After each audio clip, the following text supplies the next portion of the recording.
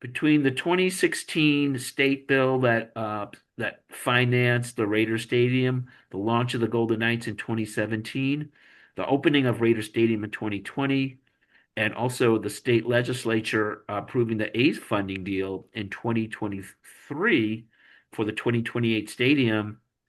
In that 12-year period, you had some phenomenal decisions and development. And let's face it, Ira, the sports venues drives the train in this picture.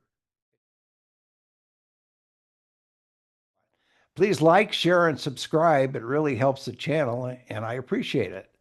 Las Vegas has become one of the biggest sports capitals in the world, and behind every team, every stadium, and every billion-dollar deal, there's a story. And today we're diving into the high-stakes intersection of sports, politics, and big business with one of the people who knows this world better than almost anyone. My guest, Alan Snel, founder and writer of Las Vegas Sports Biz.com, the digital magazine that's been setting the agenda for sports business news reporting in Las Vegas since 2017.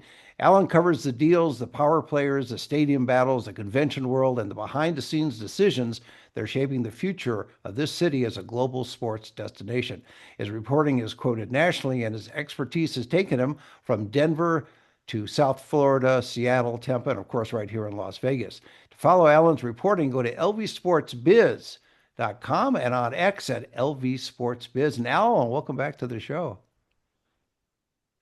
Ira, it's always great to be here. Happy 2026. I hope it's not too late in the year to wish you good Happy New Year's. No, Happy New Year, absolutely, and to our audience as well. For those watching versus listening, Alan is bathed in this greenish tint, which almost looks like Area 51, but it's fine. It'll work out just great.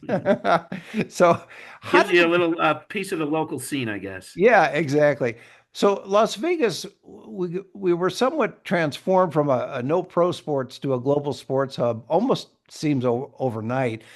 I don't know if I ever asked you this, but what do you think was the biggest single turning point for that moment when we became all of a sudden the world is watching us and we're all sports all the time, major sports.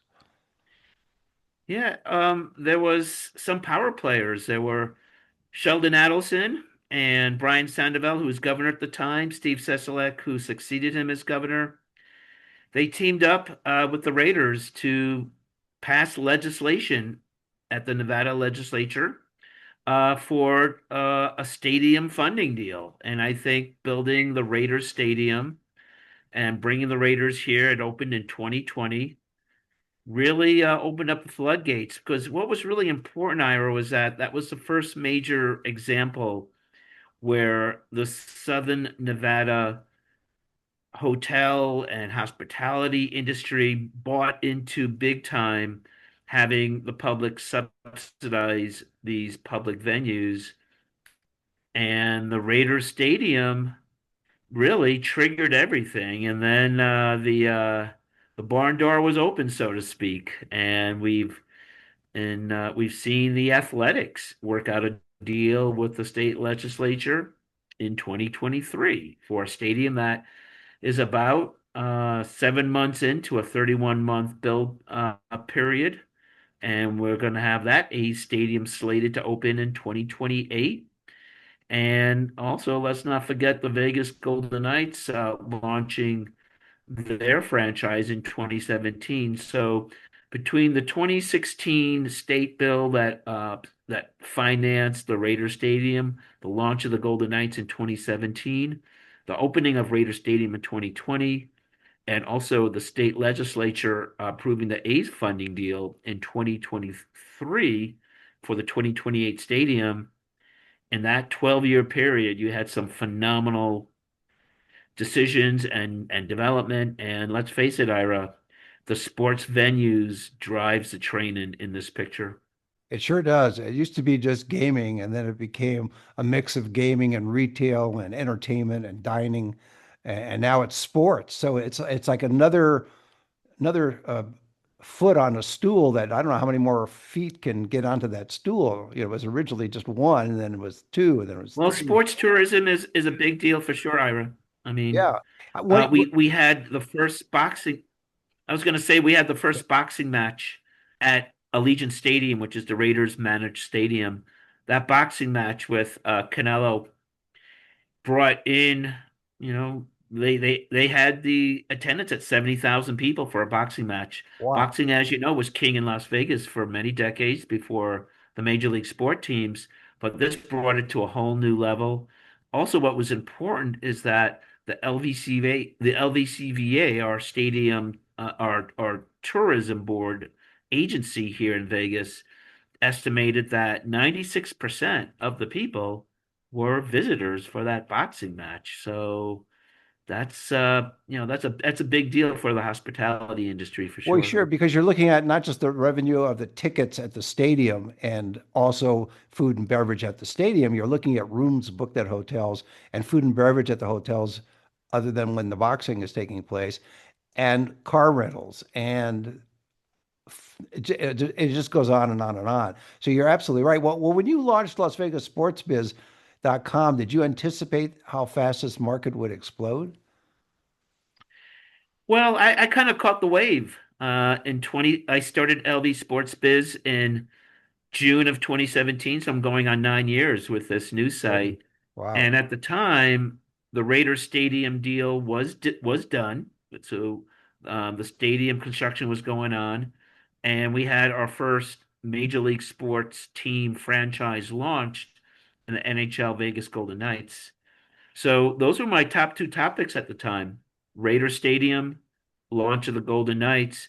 Things have turned now. We have Formula One, which is a semi-controversial topic. The big hotels on the actual race circuit love it. As you know, the locals are not too thrilled about it, but still, Formula One is a big deal. It puts Vegas on the international platform, so to speak. And you also have the A's Stadium now. So between F1, the A's Stadium, and also I should add, the LVCVA has been working on getting major events. We have the Super Bowl, as you know, in February of 2024. So that's almost 2 years ago. The LVCVA is hoping that another Super Bowl comes. The next Super Bowl year that's open is for the year 2029.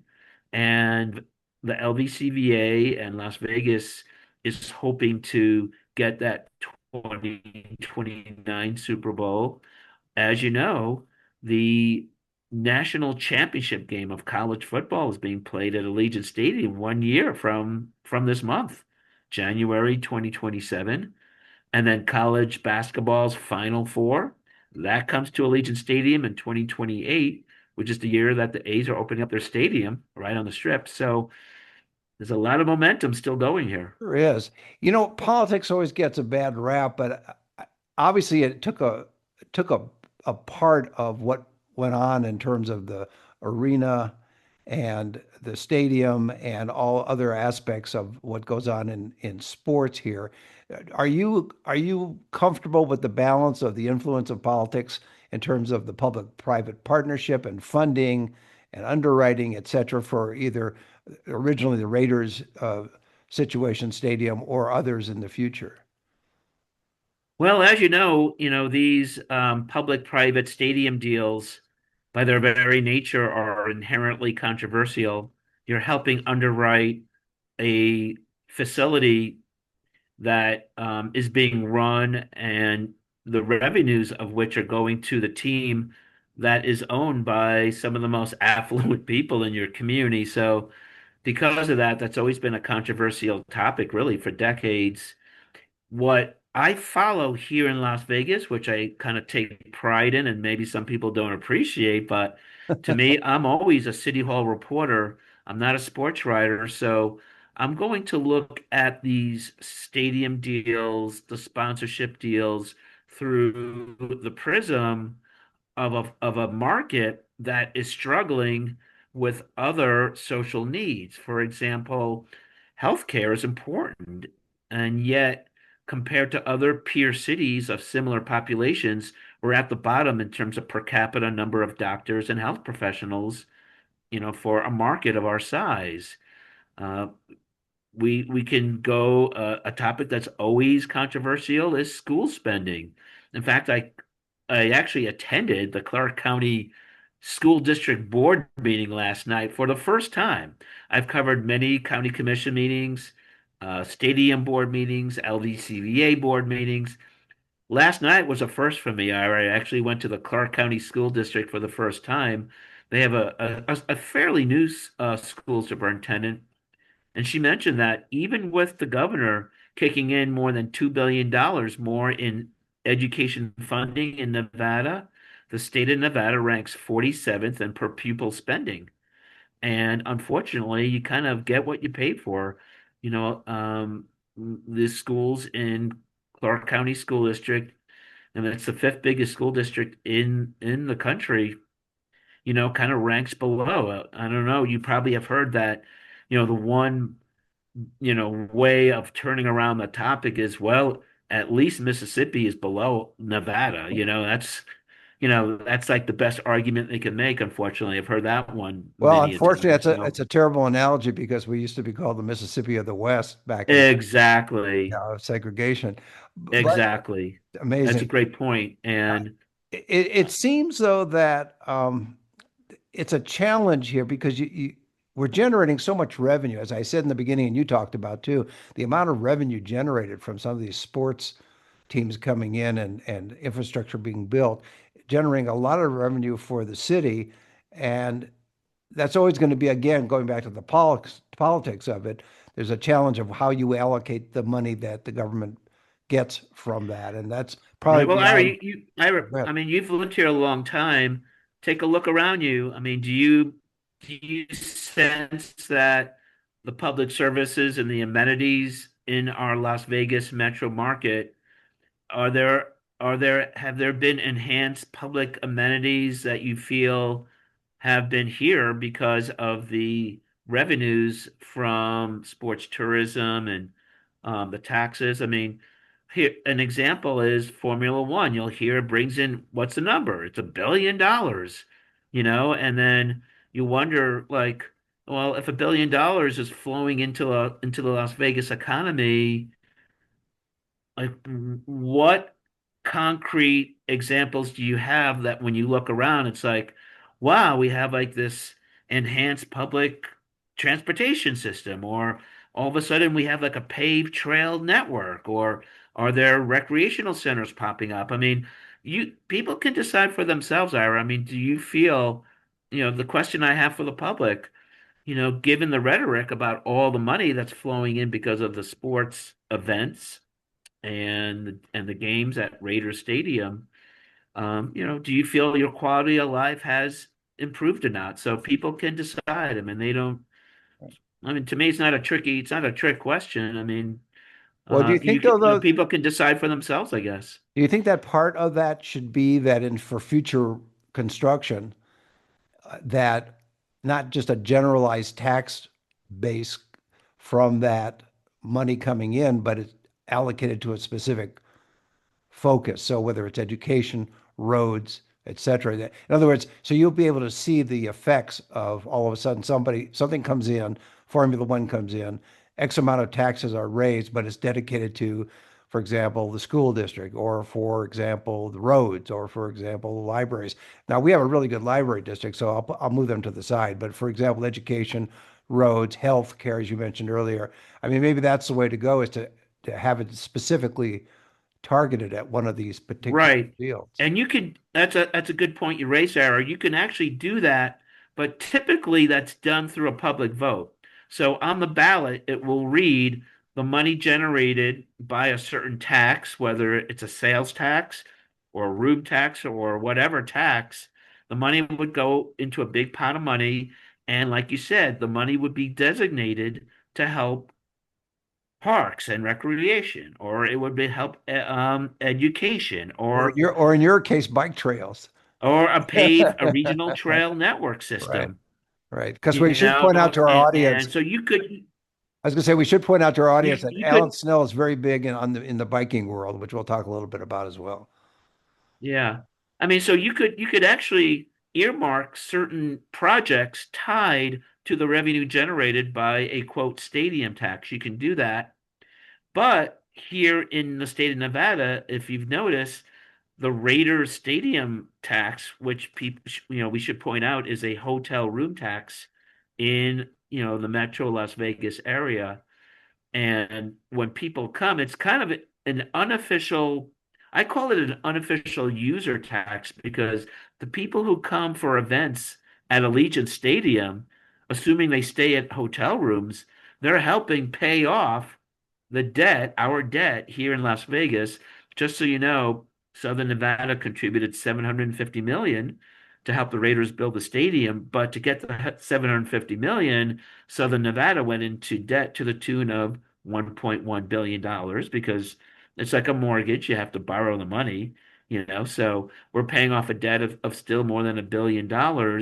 But the people paying for those hotel rooms who are coming for a Raiders game or a if to watch the boxing match, the Canelo fight at Allegiant Stadium last fall, assuming they stay in hotel rooms, they're helping us, you and I, and like the other people of Southern Nevada pay off our debt for that stadium. So that's kind of a user fee.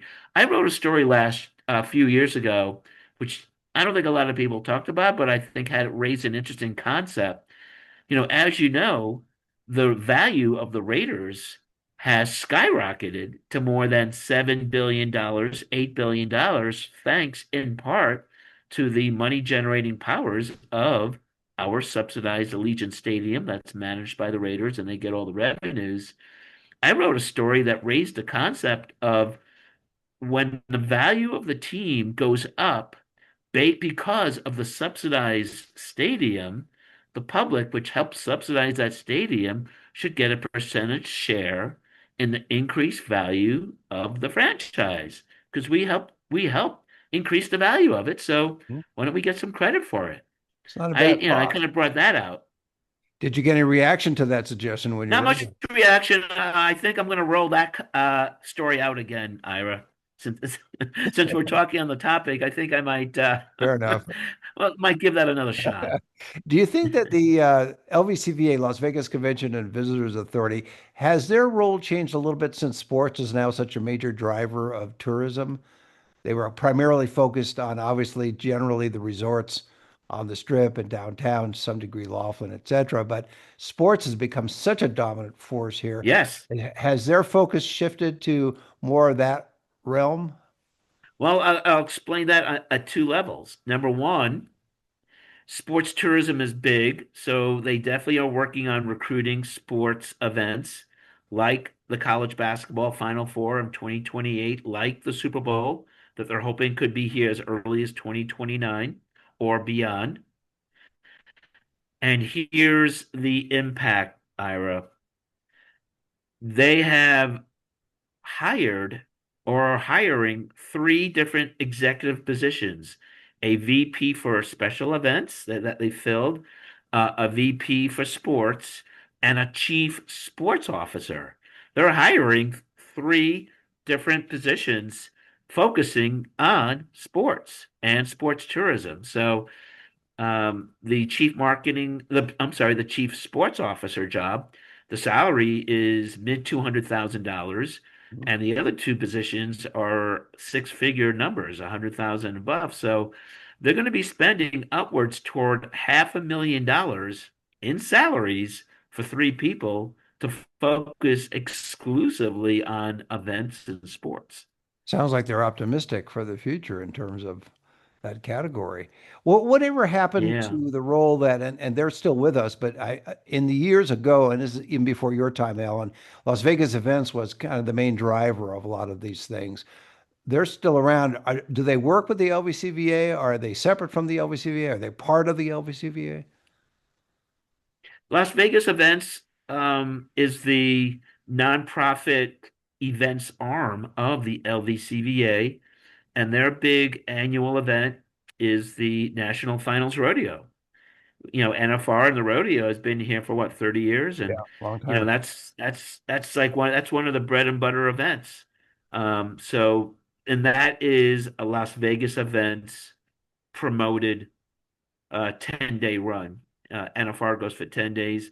It should be noted that besides the upwards toward, 18,000, 17,000 people that packed Thomas and Mack each night for those performances for 10 nights in a row.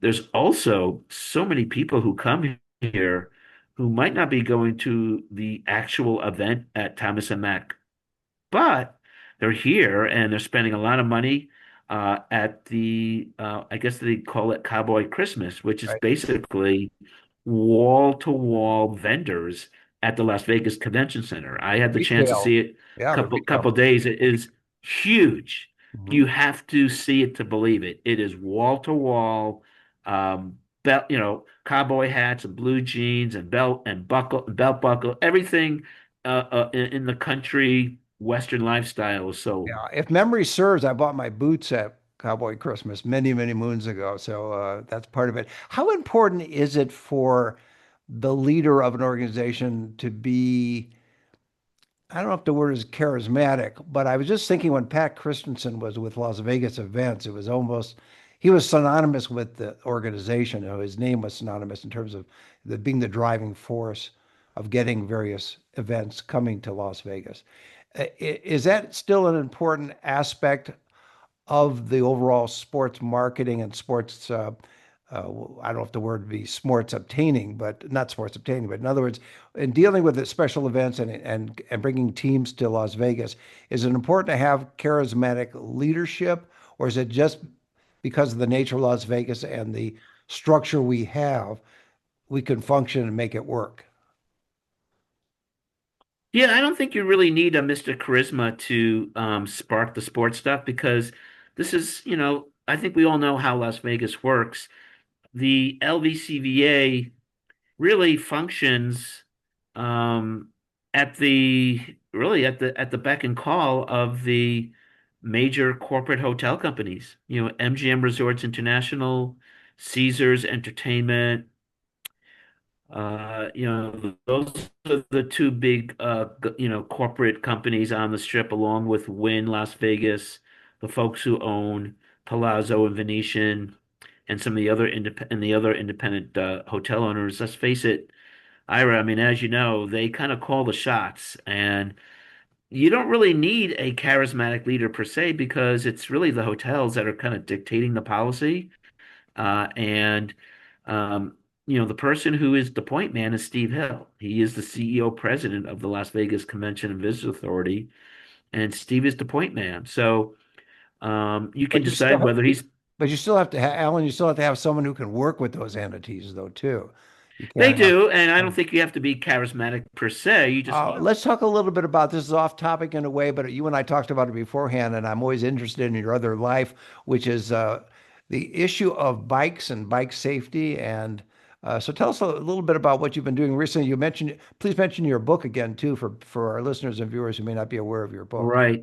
As way as background, I actually lived in Tampa when I covered the business of sports, and in 2006, I actually quit the newspaper business to work on bicycle safety and road safety issues till 2012 until I went to the Review Journal, and that's why I came to Las Vegas to cover the business of sports.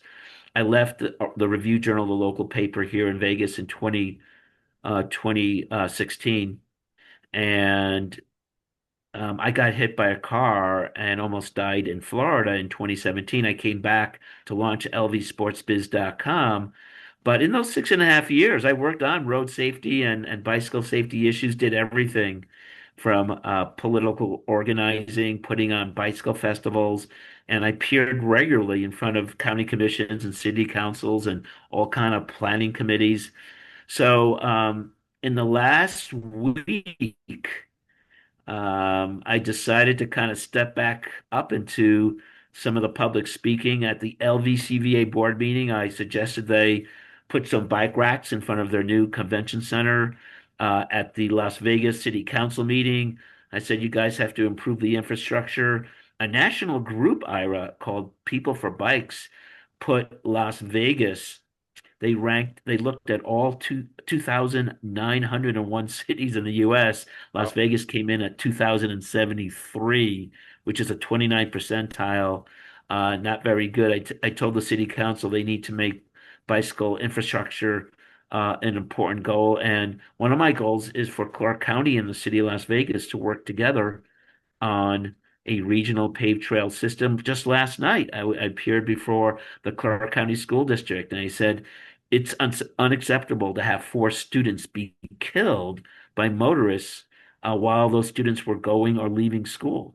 Just totally, absolutely disturbing and very upsetting. So I'm back on the circuit, so to speak. I'm on the speaker circuit, appearing before these elected boards, advising them to make road safety an important priority here in Las Vegas. The book that you referred to is called Bicycle Man, and I actually have a chapter in the book that talks a little about my bicycle leadership role in Tampa during those 6.5 years.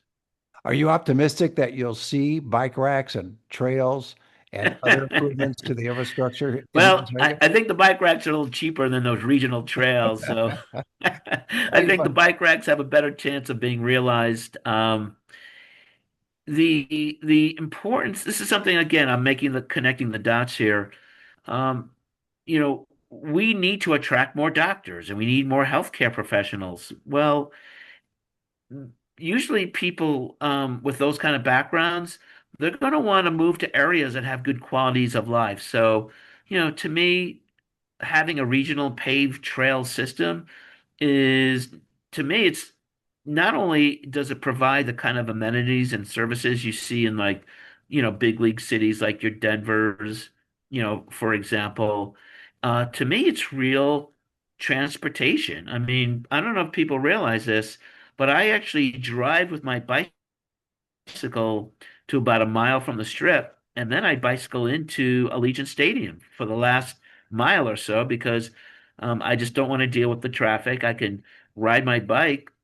They do have bike racks there, and I can lock up my bike rack right outside the media entrance at Allegiant Stadium.